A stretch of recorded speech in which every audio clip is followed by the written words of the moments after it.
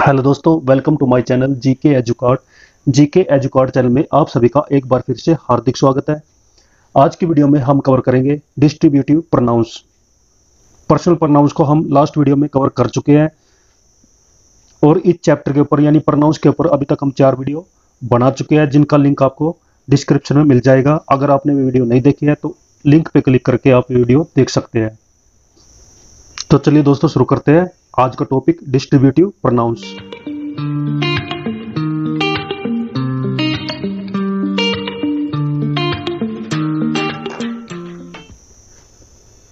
Distributive pronounce क्या होते हैं, पहले इसके बारे में समझ लेते हैं। वे प्रोनाउंस जो दो या दो से अधिक व्यक्ति या वस्तुओं में से एक को अलग करने के लिए यूज किया जाता है, उसको डिस्ट्रीब्यूटिव प्रोनाउंस बोला जाता है। जब हम दो व्यक्ति या वस्तु या फिर दो से अधिक व्यक्ति या वस्तुओं को अलग करना चाहते हैं, सेपरेट रखना चाहते हैं, तब हम डिस्ट्रीब्यूटिव प्रोनाउंस का यूज करते हैं। अब ये डिस्ट्रीब्यूटिव प्रोनाउंस कौन से वर्ड्स होते हैं? ये होते हैं ईच, आइदर, नाइदर, नन।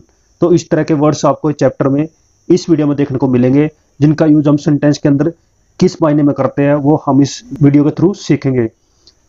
और दोस्तों, ईच, आइदर और नाइदर, इन सबको क्या माना जाता है? हमेशा सिंगुलर माना जाता है। और जब कोई वर्ड सिंगुलर होता है तो उसके साथ हमेशा सिंगुलर वर्ब का यूज किया जाता है। इसमें आगे बताया गया है कि ईच, आइदर, नाइदर का प्रयोग जो है सिंगुलर नाउन से पहले होता है। सिंगुलर नाउन से पहले होता है तो इसे डिस्ट्रीब्यूटिव एडजेक्टिव कहा जाता है। क्या कहा जाता है? Distributive adjective. जब हम ईच, आइदर और नाइदर का प्रयोग सिंगुलर नाउन से पहले करते हैं तो उनको क्या बोला जाता है? Distributive adjective. अब डिस्ट्रीब्यूटिव प्रोनाउंस क्या होते हैं और डिस्ट्रीब्यूटिव एडजेक्टिव क्या होते हैं, दोनों में यहाँ पर एग्जाम्पल के थ्रू समझते हैं। जैसे फर्स्ट है ईच ऑफ द बॉयज वोन ए प्राइज, और नेक्स्ट है ईच बॉय वोन ए प्राइज। दोनों में आप समझ गए होंगे।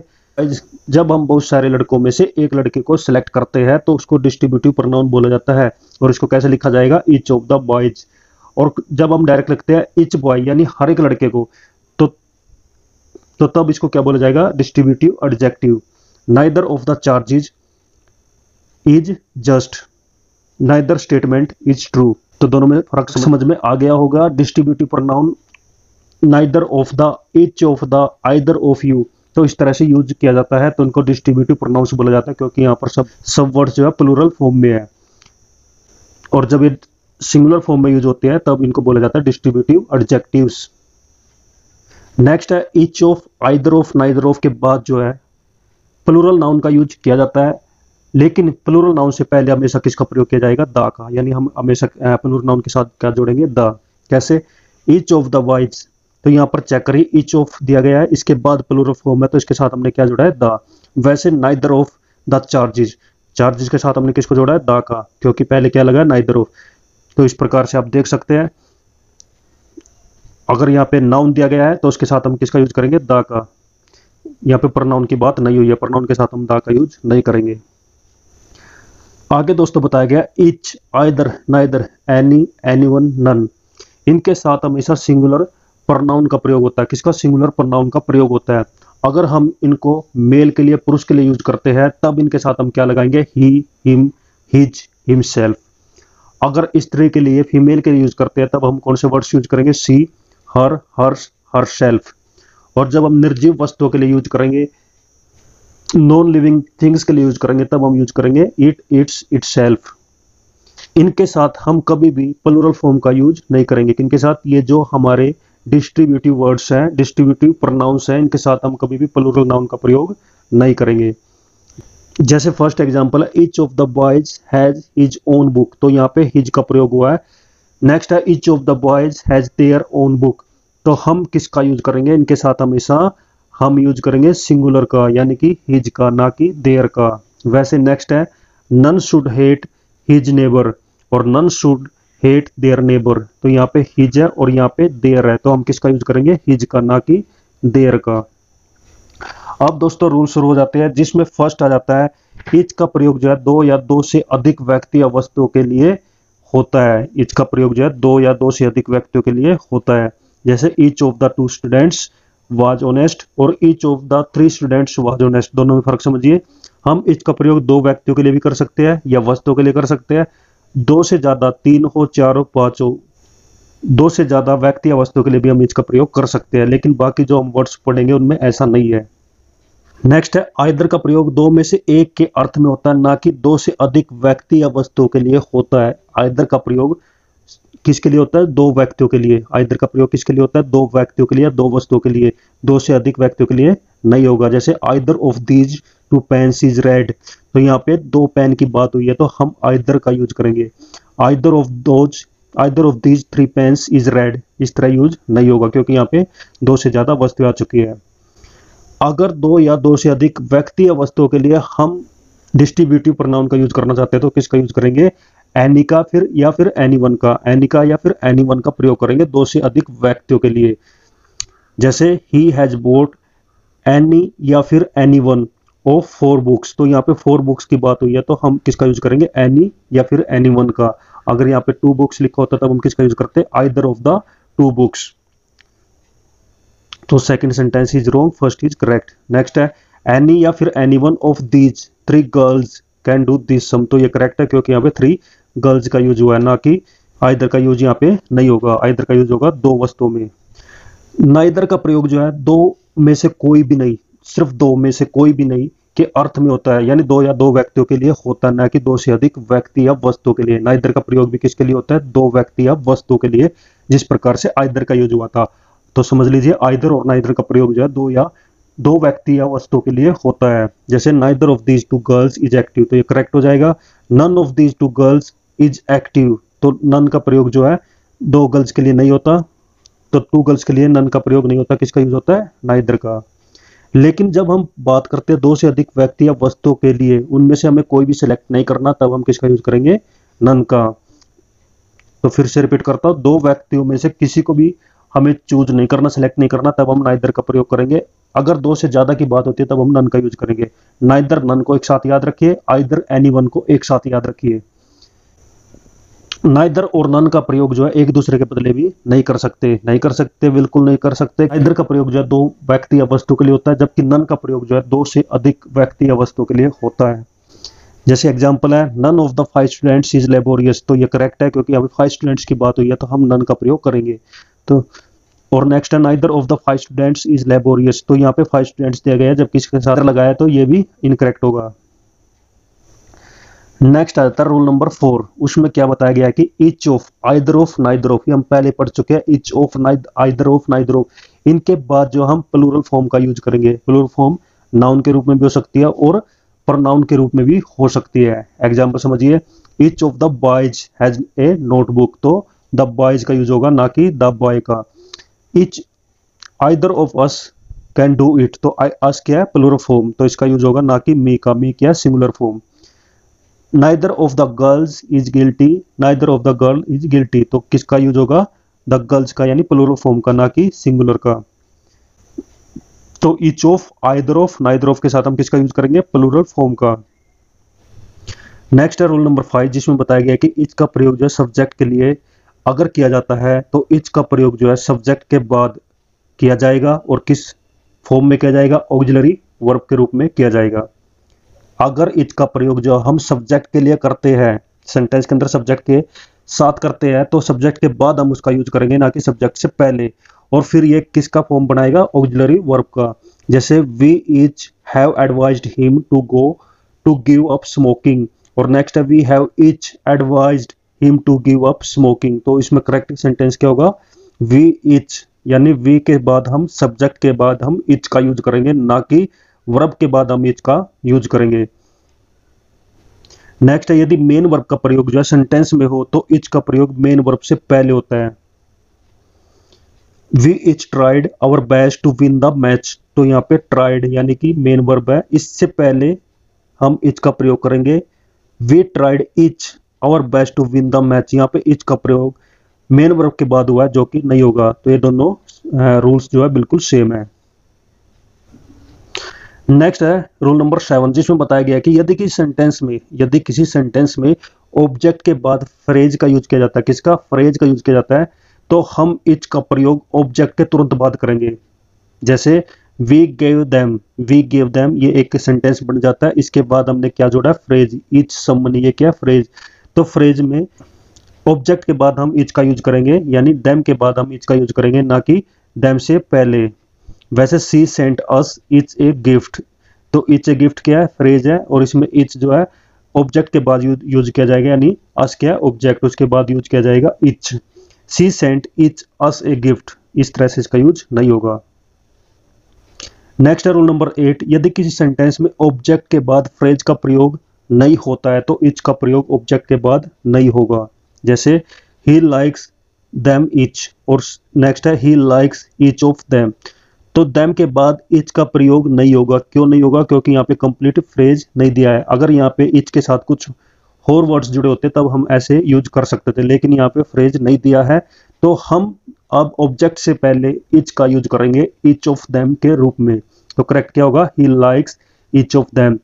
और आगे समझते हैं, तब publisher always encourage us each, तो ऑब्जेक्ट के बाद ईच दिया है और कंप्लीट फ्रेज नहीं है, तो हम यहाँ पे यूज नहीं करेंगे ईच ऑफ अस, इस फॉर्म में इसका यूज करेंगे।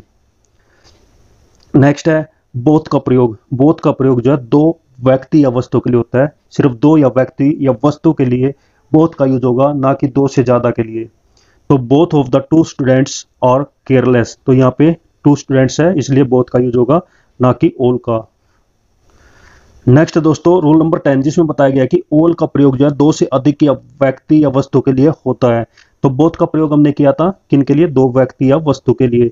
लेकिन ऑल का प्रयोग जो होगा वो दो से ज्यादा व्यक्ति या वस्तु के लिए होगा। जैसे all of the 5 girls are laborious, तो 5 गर्ल्स यहाँ पर दिया गया है, तो यहाँ पे हम किसका यूज करेंगे? ऑल का, ना कि बोथ का। बोथ का प्रयोग दो व्यक्ति या वस्तु के लिए, और ऑल का प्रयोग दो से ज्यादा व्यक्ति या वस्तु के लिए होता है।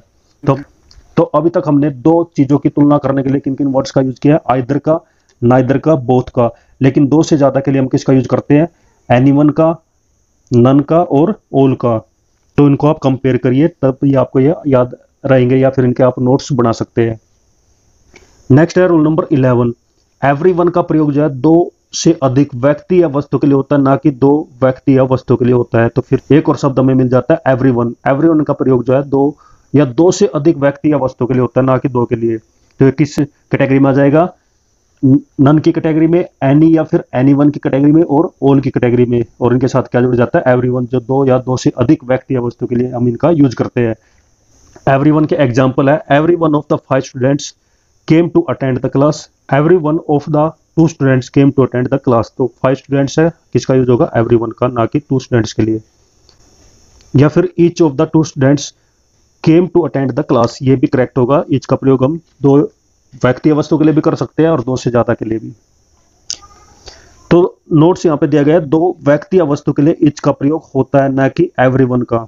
तो एवरीवन का कॉम्बिनेशन किसके साथ बनता है? ईच के साथ। ईच का यूज करेंगे हम दो स्टूडेंट्स के, दो व्यक्ति या वस्तु के लिए, और एवरीवन का यूज करेंगे सभी व्यक्ति या वस्तु के लिए। नेक्स्ट है रूल नंबर 12, जिसमें बताया गया कि नाइदर और नन के बाद जो है ऑफ प्रीपोजिशन का प्रयोग करते हैं। नाइदर और नन के बाद हम क्या लिख देते हैं? Of preposition. इसके बाद हमेशा प्लूरल नाउन का प्रयोग होता है, और ये हम किस में पढ़ चुके हैं? ये हम पढ़ चुके हैं रूल नंबर 1 से पहले, जब हमने डिस्ट्रीब्यूटिव प्रोनाउंस का इंट्रोडक्शन पढ़ा था, तब हमने ये रूल पढ़ा था। तो नाइदर और नन के बाद अगर ऑफ प्रीपोजिशन लगती है तो उसके बाद प्लूरल नाउन का प्रयोग होता है। प्लूरल नाउन से पहले अगर जो प्लूरल नाउन दिया गया है उससे पहले अगर न्यूमेरल एडजेक्टिव नहीं दिया गया है, तो नाइदर और नन के प्रयोग से हम व्यक्ति या वस्तु की संख्या का पता कर सकते हैं। यानी नाइदर अगर लगा है तो वो दो के लिए बात हुई है, नन का अगर यूज हुआ है तो वो दो से ज्यादा व्यक्ति या वस्तु की बात हुई है। जैसे neither of the pens writes well, तो नाइदर मतलब यहाँ पे दो पेन का यूज हुआ है। None of the pens writes well, तो यहाँ पे नन का यूज किया है, इसलिए यहाँ पे पेन से हमें पता चलता है दो से ज्यादा पेन के बारे में यहाँ पे बताया गया है। आगे भी यहाँ पर बताया गया है कि नाइदर और नन के बाद अगर प्लूरल नाउन का प्रयोग किया जाता है तो प्लूरल नाउन से पहले न्यूमेरल एडजेक्टिव किस फॉर्म में होगा? न्यूमेरल एडजेक्टिव दिया नहीं है, लेकिन हमें यह पता करना है कि वो किस फॉर्म में होगा, तो नाइदर और नन से हम वो पता कर सकते हैं।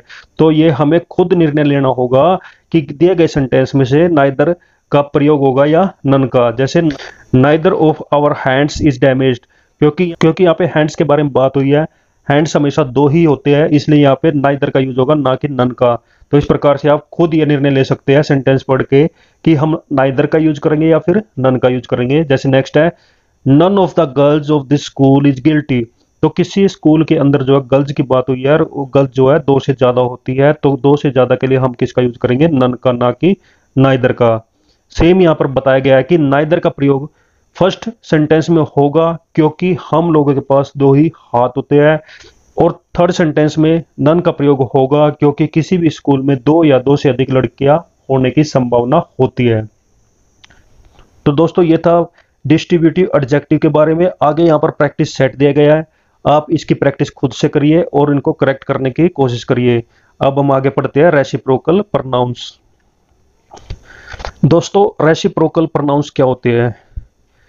रेसिप्रोकल प्रोनाउन में हम दो ही प्रोनाउन का यूज करेंगे, each other and one another. इन दोनों को हम रेसिप्रोकल प्रोनाउंस के रूप में यूज करते हैं। अब रेसिप्रोकल होता क्या है? रेसिप्रोकल जो है वो दर्शाता है रिलेशनशिप को, दो व्यक्ति या वस्तु के बीच में जो रिलेशनशिप है उसके लिए हम यूज करते हैं रेसिप्रोकल प्रोनाउंस। और वो कौन से होंगे? ईच अदर और वन अनदर। जैसे फर्स्ट रूल है, ईच अदर का प्रयोग जो है दो व्यक्ति या वस्तु के लिए होता है, और वन अनदर का प्रयोग जो है दो से अधिक व्यक्ति या वस्तु के लिए होता है। जैसे हम अभी तक पढ़ते आए हैं, फिर से उन कैटेगरी में रखी है जो हमने ऊपर पढ़ी है। दो व्यक्ति या वस्तु के लिए हम किन वर्ड्स का यूज करेंगे, किन प्रोनाउन का यूज करेंगे, और दो से अधिक व्यक्ति या वस्तु के लिए किन प्रोनाउंस का यूज करेंगे। तो दो के लिए हम करेंगे ईच अदर का, और दो से ज्यादा के लिए हम करेंगे वन अनदर का। जैसे फर्स्ट है, the two girls love each other. तो यहाँ पे ईच अदर का यूज होगा क्योंकि यहाँ पे दो गर्ल्स की बात हुई है। नेक्स्ट है, we all love one another. तो यहाँ पे वन अनदर का प्रयोग होगा क्योंकि यहाँ पे ऑल के बारे में बात हुई है, प्लूरल फॉर्म यानी दो से ज्यादा के बारे में बात की गई है।